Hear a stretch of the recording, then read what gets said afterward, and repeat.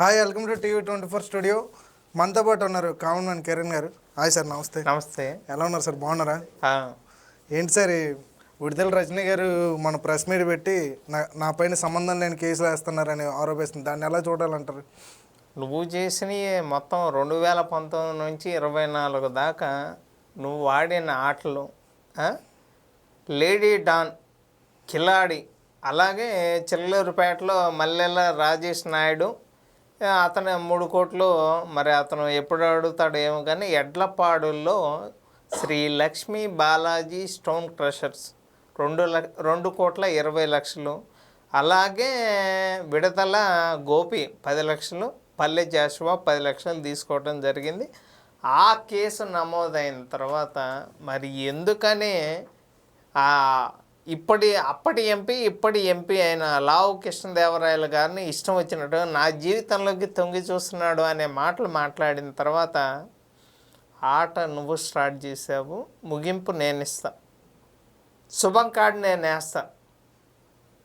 డైరెక్ట్గా పార్లమెంట్లోనే Delhi liquor scam కన్నా పెద్ద స్కాము ఆంధ్రప్రదేశ్లో జరిగింది. 2019 నుంచి 24 దాకా ఎన్ని వేల కోట్లు స్కామ్ జరిగింది మొత్తం డీటెయిల్స్గా ఒక ఫైల్ రూపాయన డైరెక్ట్గా అమిత్ షా గారితో కలిసి మాట్లాడడం జరిగింది. ఇక్కడ మిథున్ రెడ్డి వాళ్ళ నాన్నగారికి చెయ్యి ఫ్రాక్చర్ జరిగిందని హాస్పిటల్కి వెళ్ళాడు. ఎందుకంటే కొడుకుని ఎక్కడ అరెస్ట్ చేస్తారు, ఎందుకంటే మిథున్ రెడ్డి లిక్కడాను అదే కేసులో ఇంకెంతమంది వెళ్తారో చూడాలి. ఇప్పుడు ఆవిడేంటంటే ఇప్పుడైతే తెలుగుదేశం ఎంపీ, ఇప్పుడైన ప్రస్తుతం గతంలో చూస్తే వైసీపీ ఎంపీ, ఆయన గతంలో కూడా నా పైన ఎలాంటి ఆరోపణలే చేశారు. అది వైఎస్ జగన్ గారి దృష్టికి తీసుకెళ్తే లావు కృష్ణదేవరాయలు ఆయన జగన్ గారు ఖండించారు. ఇప్పుడు కూటమి ప్రభుత్వం వచ్చింది, నన్ను ఎలా అయినా అరెస్ట్ చేయాలి, అందుకే ఇటువంటి ప్రయత్నాలు ఎలా చేస్తున్నారని ఆవిడ ఆరోపిస్తుంది. నువ్వు అప్పుడు చేసిన అరాచకాలుగా అప్పుడు నేను జగన్ కాపాడాడు, కానీ ఇప్పుడైతే మాత్రం లోపలే వేస్తారు. నేను అది కూడా చెప్పా, లోపలేస్తే ఇతనేం అడిగాడంటే, ఇప్పుడు పోసాని కృష్ణమురళి నాకు ఇంటి నుండి భోజనం కావాలన్నాడు, వల్లభనేని వంశీ నాకు నడుము నొప్పి పడుతుంది మంచం కావాలన్నాడు, నువ్వేం కావాలంటావంటే మేకప్ కిట్ ఒకటాను హెయిర్ డై ఒకటి అడుగు, ఈ 2 అడిగితే సరిపోతుంది. ఇవే నీకు లోపలికి వెళ్ళటం అనేది కన్ఫామ్, ఇక అయిపోయింది. నువ్వు అక్కడే కాదు, గుంటూరులో చేసిన అరాచకాలు, చిల్లూరుపేట పసుమర్రి రైతులకి నువ్వు ₹1 ఎందుకు వెనక్కి తిరిగి ఇచ్చావు? గత 10 రోజుల క్రితం ఎంపీ గారి ఇంటికి ఒక వ్యక్తిని అక్కడ ఎడ్లపాడులో జరిగిన దానికి డబ్బులు నేను వెనక్కి ఇచ్చేస్తాను, నన్ను కేసు నుంచి విత్డ్రా చేయండి అని చెప్పి ఎందుకు పంపించారో దానికి సమాధానం చెప్పు అంటే దానికి సమాధానం లేదు. లోపలికి వెళ్తుంది విడతలని. ఎప్పుడు ఏంటి ఇంకేమన్నా మాట్లాడితే బీసీ కార్డు ఒకటి తెస్తుంది. ఎన్ని చేసినా కానీ లోపలికి వెళ్ళేది కన్ఫర్మ్. ఆవిడ ఎలా మాట్లాడుతుందంటే, ఒక బీసీ మహిళని నేను ఎదుగుతూ ఉన్నాం, ఓర్చలేక ఇటువంటి కేసులను నా మీద ప్రయోగిస్తున్నారని చెప్పి కూడా అంటారు. ఎలా ఎదుగుతున్నావు? అరాచకాలు చేసా ఇట్లాగా ప్రతి ఒక్కరిని బెదిరించి డబ్బులు తీసుకోవటం, ప్రతి ఒక్కరిని ఒక ఎమ్మెల్యేగా, ఒక వైద్య శాఖ మంత్రిగా 2019 నుంచి 24 దాకా విడతల రజనీ చేసిన అరాచకాలు అన్నీ ఇన్ని కాదు, అలాగ చేసింది కాబట్టి. ఎందుకంటే నిద్రపోతున్న సింహాన్ని లేపి తన్నించుకున్నావు. నీ గురించి ఏనాడు మాట్లాడలా. అంటే వైఎస్ఆర్ కాంగ్రెస్ పార్టీ అధికారంలో ఉన్నప్పుడు అతను వైఎస్ఆర్ కాంగ్రెస్ పార్టీ ఎంపీ, అప్పుడు కూడా ఏం మాట్లాడలా, మీ గురించి మాట్లాడలా.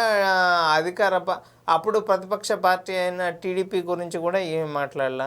ఇప్పుడు టీడీపీ పార్టీ ఎంపీ అయిన లావు కృష్ణదేవరాయలు గారిని నోటికి వచ్చినట్టు మాట్లాడిన తర్వాత ఆట నువ్వు స్టార్ట్ చేసావు.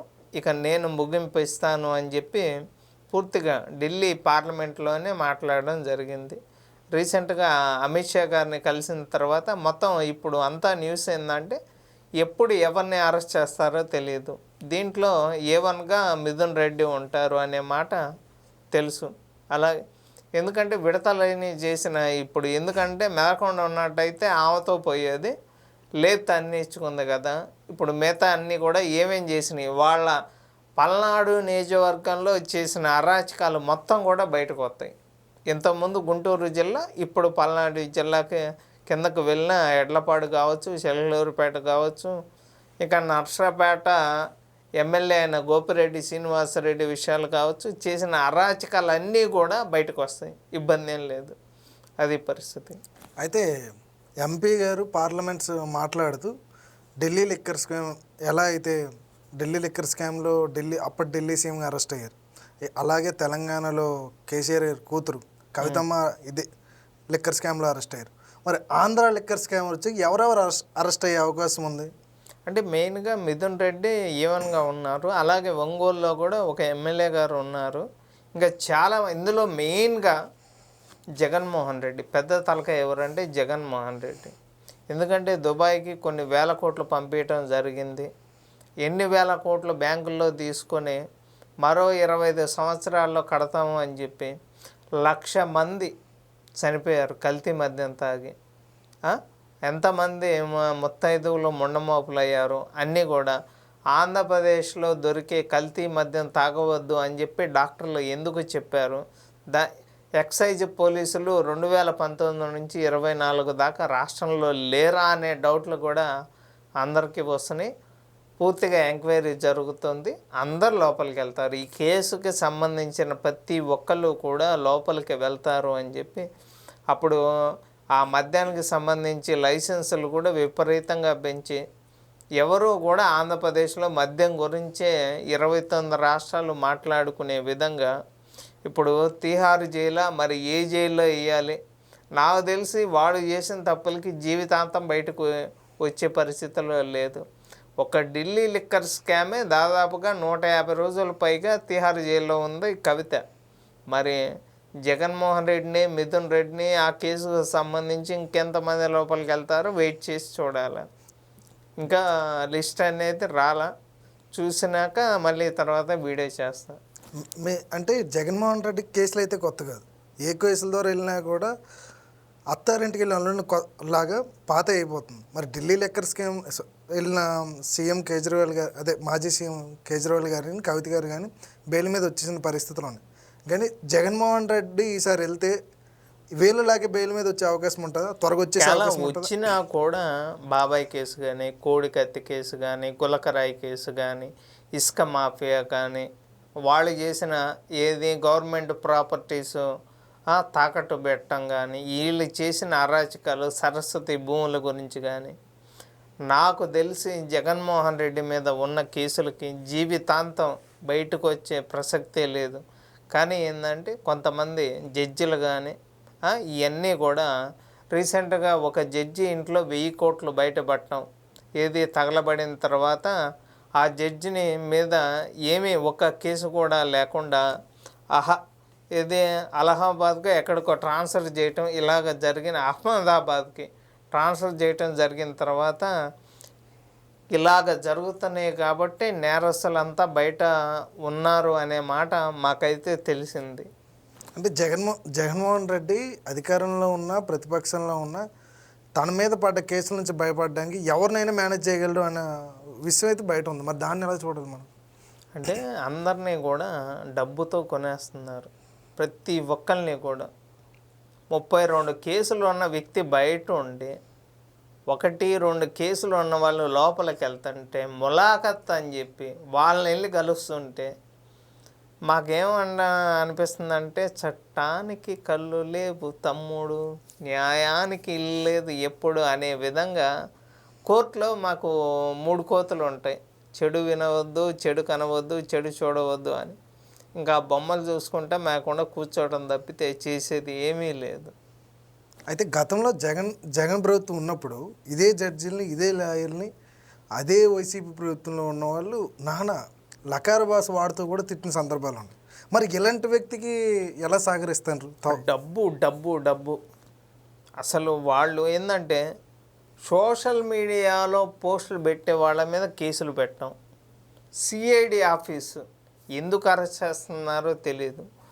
అప్పుడు ఎంపీ అయిన త్రిపులార్ గారు హైదరాబాద్ నుంచి లాక్కొని వచ్చి గుంటూరు సిఐడి ఆఫీసులో సునీల్ కావచ్చు, డాక్టర్ ప్రభావతి కావచ్చు, జగన్మోహన్ రెడ్డి కావచ్చు, వీళ్ళందరూ కూడా యాక్చువల్గా చంపేద్దాం అనుకున్నారు. ట్రిపుల్ ఆర్ నిర్ణయం. అసలు గుంటూరులో కొట్టిన దెబ్బలకి అక్కడ ఎక్కడ హైదరాబాద్లో ఆర్మీ హాస్పిటల్లో డాక్టర్ సర్టిఫికేట్ ఇచ్చారు. కొట్టిన మాట వాస్తవం, దెబ్బలు తగిన మాట వాస్తవం. ఆ ఆధారాలతోనే అందరి మీద కేసులు నమోదవుతున్నాయి. కానీ వాళ్ళ మీద యాక్షన్ ఎందుకు తీసుకోవట్లేదో మాకు ఇప్పటికీ అర్థం కావట్లేదు. అంటే అప్పటి ఎంపీ వైసీపీ ఎంపీ అని ట్రిపుల్ ఆర్ కానీ అంటే చంపే స్థాయికి ఎందుకు జగన్మోహన్ రెడ్డి అంత పగ ఎందుకు ఉందంట? ఎందుకంటే వాళ్ళ పార్టీలో ఎంపీగా ఉండి వాళ్ళు చేసే అరాచకాలను ఫస్ట్ బయట పెట్టింది ట్రిపుల్ ఆర్ గారు. మరి అలాంటి వ్యక్తినే చంపేద్దాము అనుకున్నాడు అంటే జగన్మోహన్ రెడ్డి మిగతా వాళ్ళ పరిస్థితి ఎంతమందిని చంపేయటం, ఎంతమంది మీద కేసులు పెట్టడం, వాళ్ళు ఏమి చేసినా రాజధాని లేకుండా 5 ఏళ్ళు సర్వనాశనం చేసిన వ్యక్తి గురించి ఎవరూ మాట్లాడద్దు. మాట్లాడితే మా పార్టీ అయినా కూడా చంపేస్తామని చెప్పి డైరెక్ట్గా హింట్ ఇచ్చారు అని మాకు అర్థమైంది. అంటే తప్పు చేస్తే తప్పు చేసామని చెప్పడం కూడా తప్పేనా జగన్మోహన్ దృష్టిలో? అంతే.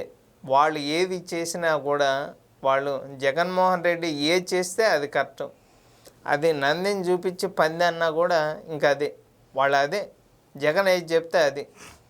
అంటే జగన్మోహన్ రెడ్డి తను అనుకున్నదే జరగాలనుకుంటాడు తప్పితే మంచి చెడు అయితే ఉండవు జగన్మోహన్ రెడ్డి దృష్టిలో. అది అధికారంలో ఉన్నప్పుడు రెడ్డి అనే వాళ్ళని లోపలికి రానిచ్చి మిగతా ఎవరిని ఎస్సీ ఎస్టీలు కానీ మిగతా ఏ క్యాస్ట్ను కూడా కనీసం లోపల అడుగు పెట్టే సాహసం కూడా లేదు. ఎస్సీ ఎస్టీల మీద ఎస్సీ ఎస్టీ కేసు పెట్టిన ఘనత మేము 2019 నుంచి 24 మధ్యలో చూసిన తర్వాత మాకే అర్థం కాల అసలు ఏమవుతుంది, ఏం జరుగుతుంది. అంటే ఈ ఎస్సీ అట్రాసిటీ కేసులు అనేవి ఆ కులస్థితుల్ని కాపాడుకోవడానికి కానీ వాళ్ళ మీద వాళ్ళే కేసులు పెట్టి 33,000 ఎకరాలు ఇచ్చిన రైతులు రాజధాని కోసం ఇస్తే వాళ్ళు ఎస్సీలు ఎంత బాధపడ్డారో, బీసీలు ఎంత బాధపడ్డారో, అమరావతి కమరావతి కమ్మ రాజధాని అని చెప్పి రాష్ట్రాన్ని 5 ఏళ్ళుగా నాశనం చేసి ఫేక్ సర్టిఫికెట్ ఏది గ్రాడ్యుయేషను ఈ స్పీకర్ అప్పటి తమ్మినేని సీతారాం అన్నీ కూడా బయటకు వస్తున్నాయి. వాళ్ళు చేసిన అరాచకాలకి అందరూ లోపలికి వెళ్ళే విధంగా రెడ్ బుక్లో అయితే వాళ్ళు చేసిన తప్పులు మొత్తం రాయటం జరిగింది. ఇబ్బంది ఏం లేదు. అయితే ఇప్పుడు ఫేక్ సర్టిఫికేట్ అంటే ఒకటి గుర్తొచ్చింది. రీసెంట్ టైమ్స్లో చూస్తే దువ్వాడ శ్రీనివాస్కి డాక్టరేట్ వచ్చింది. దానిపైన మీ స్పందన ఉంటుంది? మా మగజాతి ఆణిముత్యం అండి. నేను చెప్తున్న ఒక్క మాట, ఎందుకంటే ఈరోజు రాష్ట్రంలో పెళ్ళిళ్ళు అయిన వాళ్ళకి, ఎందుకంటే ఆడవాళ్ళు నిజంగా ఏమేం చేస్తున్నారో చూసిన తర్వాత పెళ్ళాం ఉండగా స్టెప్నీతో ఏది టైర్ వాళ్ళ మీద డ్యాన్స్ వేసే దాంతో ఇంత హ్యాపీగా ఉన్న వ్యక్తి నేను ఒక్క దువ్వాడ సీన్నే చూశానండి. అలాంటి వ్యక్తి మీద ఒక్క మాట కూడా అనటానికి నాకు మాటలు రావట్లే. ఆయనకి డాక్టర్ సర్టిఫికెట్ ఇచ్చారా? వద్దు. నిజంగా మగవాళ్ళు బతకాలి అంటే దువ్వాడ సీన్ని ఆదర్శంగా తీసుకొని, ఎందుకంటే పెళ్ళానికి భయపడే వాళ్ళందరూ కూడా దువ్వాడ సీన్ని చూసి మీరు హ్యాపీగా, ఎందుకంటే ఈరోజు విడాకులు తీసుకుంటా కట్నం ₹1,00,00,000 కట్నం ఇచ్చి 10 కోట్లు భరణం అడిగే ఆడవాళ్ళు ఉండి, అసలు పెళ్లి చేసుకున్న వాళ్ళు పెళ్ళం వేరే వాడితో కాపురం చేసిన కడుపు పిల్లోడు పుడితే తాళి కట్టినోడే భర్త అని చెప్పి ఇలాంటి దిక్కుమాలిన తీర్పులు ఇస్తున్న తర్వాత నిజంగా దువ్వాడ సీన్ చూస్తుంటే 2 చేతులు ఎత్తి నమస్కారం చేయాలి అన్నంత మగజాతి ఆణిముత్యం అండి. అలాంటి దువ్వాడ సీన్ గురించి నేను రీసెంట్గా నిన్నటి నుంచి డిసైడ్ అయ్యా, ఆయన ఒక మాట అంటానికి కూడా తప్పులేదు. హ్యాపీగా పెళ్ళా ఉండి విడాకులు ఇవ్వకుండా స్టెఫ్నీతో గుళ్ళు గోపురాల చుట్టూ తిరిగే మగాడు ఎవడున్నాడు చెప్పండి? టీడీపీలో కావచ్చు, వైసీపీలో కావచ్చు, జనసేనలో కావచ్చు, బీజేపీలో కావచ్చు, అంత ధైర్యంగా భార్య ఉండంగా, 2 కూతుళ్ళు ఉండంగా, ఎమ్మెల్సీ అది కూడా ఎమ్మెల్సీ అది కూడా రీసెంట్గా హైదరాబాద్లో మియాపూర్లో చీరల షాప్ ఓపెన్ చేశాడు. నిజంగా అతను ఆణిముత్యం అండి, మగజాతి ఆణిముత్యం. అలాంటి వ్యక్తి గురించి ఒక్క మాట నేను మాట్లాడినండి. నేనే కాదు, జనసేన వాళ్ళకు కూడా ఒకటే చెప్పారు, అతన్ని పొరపాటున కూడా ఇక ముందు అంటే ఇంతకుముందు ఏం మాట్లాడారో కానీ ఇక ముందు, ఎందుకంటే పెళ్ళి చేసుకున్న వాళ్ళు రీసెంట్గా పెళ్ళాము మొగుడుతో కాపురం చేయాలి అంటే రోజు 5,000 ఇవ్వాలని చెప్పి అడుగుతున్న తర్వాత స్టెఫనీతో ఇంత హ్యాపీగా ఉన్న దువ్వాడ సీన్ని ఆదర్శంగా తీసుకోండి, అతను ఆణిముత్యం, అతన్ని ఒక మాట అనొద్దు అని చెప్పి నేనే డైరెక్ట్గా చెప్పాను. కానీ అదే దువ్వాడ శ్రీనివాసు నోరిప్పితే లకార భాషలు అవతలని ఆయన ఎన్నన్నా మాట్లాడినాయండి. మరి అవేలా ఆదర్శం ఇప్పుడు తీసుకుంటారు అది తప్పే కావచ్చు, కానీ ఎందుకంటే మా ఆణిముత్యం కాబట్టి ఎన్ని మాట్లాడినా కూడా చాలామంది చనిపోతున్నారు ఈ పెళ్ళాలు పెట్టే టార్చర్లకి. రీసెంట్గా తమిళనాడులో ఓ సంఘటన జరిగింది తెలుసా? అతను తమిళనాడు నుంచి అమెరికా వెళ్ళిపోయి 1,00,000 కోట్లు సంపాదించాడు. ఆ పెళ్ళాం అంటుంది, ఏది ఉంచుకున్నవాడితో 1x కండములు తీసుకుంటారా, ఆయనది ఎంతది నీది ఎంతది అని చెప్తే ఆమె ఆ కండములు తీసుకొచ్చాడు. వాడి పెళ్ళం ఇతనితో ప్రసన్నతో చెప్తుంది, నా హస్బెండ్ నీ పెళ్ళంతో ఇట్లా రూమ్కి రమ్మని అబ్బాయి అడుగుతాడా అమ్మాయి అడుగుతాడా చెప్పండి? యాక్చువల్గా నా డౌట్, మీరు పురుషులే కాబట్టి నా డౌట్ వచ్చింది. మామూలుగా ఒక రూమ్కి రా, ఒక 2 గంటలు ఉందా 3 గంటలు ఉందామని అబ్బాయి అడుగుతాడు యాక్చువల్గా. కానీ అక్కడ ఆ అమ్మాయి వాడిని అడిగింది కండములు తీసుకొనిరా అని. అంటే ఇలాంటి పరిస్థితులన్నీ చూసినప్పుడు మీకు దువ్వాడ శ్రీని ఒక ఆదర్శం అయితే. అవును, ఆణిముత్యం అండి. నేను అనేది ఏంటంటే నాకైనా నీకైనా ఏపీకైనా తెలంగాణకైనా ఇండియా వాళ్ళందరికీ కూడా ఆణిముత్యం అని నేనైతే చెప్తా. పెళ్ళామండంగా స్టెఫనీతో ఎవరండి గుళ్ళు గోపురాల చుట్టూ తిరిగినా కూడా అంత భయపడకుండా ఈరోజు బొద్దింక భయపడే పెళ్ళాన్ని చేతిలో అష్ట కష్టాలు పడుతున్న వాళ్ళు పురుషులు ఎంతమంది చెప్పండి? Okay sir. అయితే వైసీపీ అరెస్ట్ పర్వం అవుతున్నప్పటికీ, అంటే వైసీపీ ప్రభుత్వంలో ఉన్నప్పుడు వాళ్ళు చేసిన అక్రమాలు ఏవైతే ఉన్నాయో దానికి అనుగుణంగా అరెస్టుల పర్వం అయితే కొనసాగుతూ ఉంది. కొడాలని హార్ట్ అటాక్ వచ్చింది, ఏజీ హాస్పిటల్లో జాయిన్ చేశారని ఒక వార్త వస్తుంది. దీన్ని ఎలా చూడచ్చు? అంటే కొడాలని అరెస్ట్ చేస్తారని భయంతో ఇప్పటి నుంచి నాటకం మొదలు పెట్టారు. ఎందుకంటే అతనికి గుట్కాలు తిని తిని మొత్తం అసలు ఏమి లే, మొత్తం క్యాన్సర్ ఉందని తెలిసింది, పైగా హార్ట్ అటాకు, చస్తాడో బతుకుతాడో తెలీదు. కాకపోతే మేము దేవుణ్ణి కోరుకునేది ఏంటంటే బతకాలి. కొడాలి నాని బతకాలి అని చెప్పి మేమైతే కోరుకుంటున్నాము. వాడికి ఇవ్వాల్సిన ట్రీట్మెంట్ చాలా ఉంది. కొడాలని ఏమన్నాడంటే గత ప్రభుత్వంలో మళ్ళీ తెలుగుదేశం ప్రభుత్వం వస్తే నేను గుడివాడ వదిలేసిపోతా అని చెప్పాను. మరి దాన్ని బాబు గారి కాళ్ళు గడుగుతా అన్నాడు. మరి ఇప్పుడు నాకు తెలిసి కేసు నమోదవుతుంది అని తెలిసే అతను హార్ట్ అటాక్ డ్రామా ఆడుతున్నాడు. అంటే కొన్ని సినిమాల్లో చూసుంటాడు, ఈ డ్రామాలు ఆడితే ఏమన్నా ఆపుతారేమో. లేదు, మొత్తం తీసుకెళ్తారు. చాలామంది ఏం చెప్తున్నాడు, తప్పు చేసిన వాళ్ళందరినీ కూడా చాలా లేటుగా కూటమి ప్రభుత్వం అరెస్ట్ చేస్తుంది. అంటే వాళ్ళు చేసిన తప్పులు అన్నీ ఆధారాలతో సహా సేకరించడానికి ఒకవైపు డెవలప్మెంట్ జరగాలి, ఒకవైపు కేసులు నమోదు చేయాలి, ఇవన్నీ ఉన్నాయి కదా.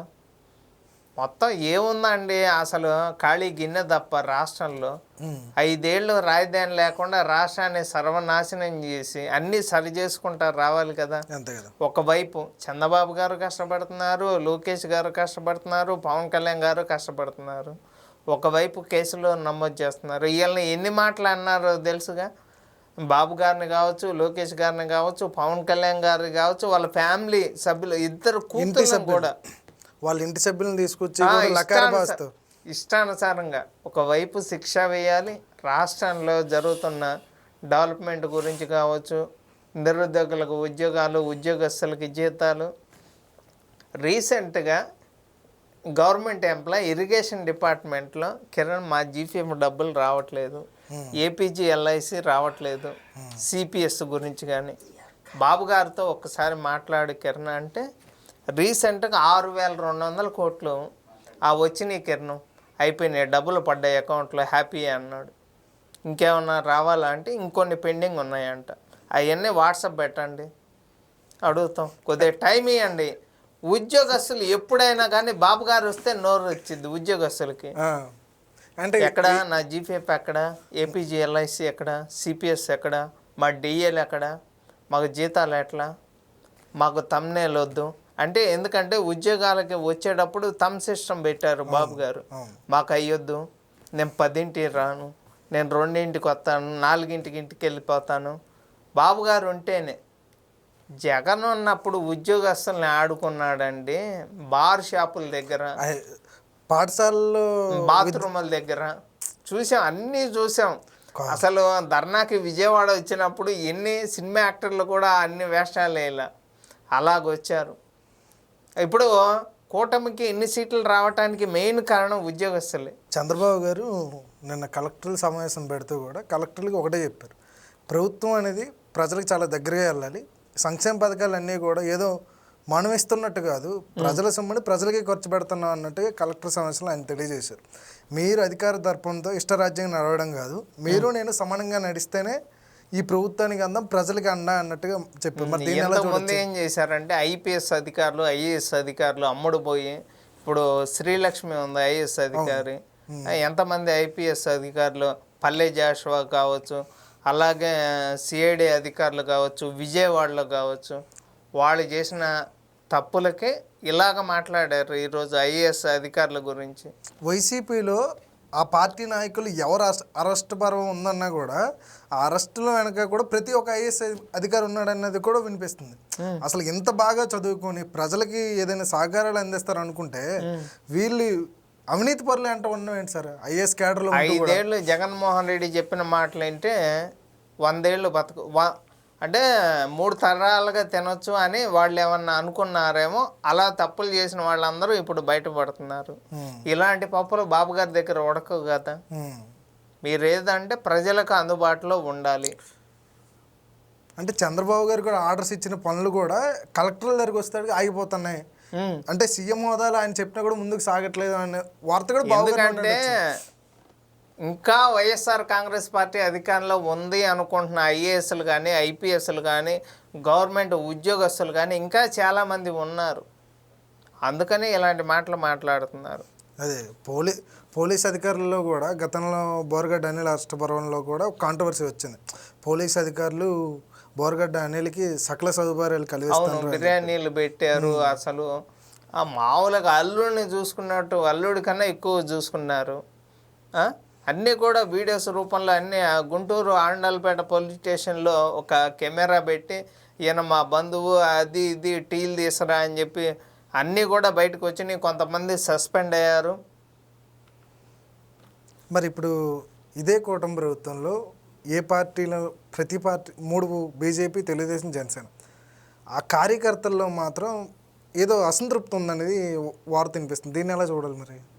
కార్యకర్తల్ని ఎందుకంటే ప్రతిపక్షంలో ఉన్నప్పుడు కార్యకర్త అండగా ఉంది. అవును, కానీ అలాంటి కార్యకర్తల్ని కాపాడుకోలేని పరిస్థితిలో టీడీపీ ఉంది కాబట్టి అలా మాటలు మాట్లాడుతున్నారు. గతంలో జగన్మోహన్ రెడ్డి కూడా కార్యకర్తల్ని కాపాడుకోకుండా పట్టించకపోవడం వల్ల అధికారం దూరమైందని ఒక మాట ఉంది.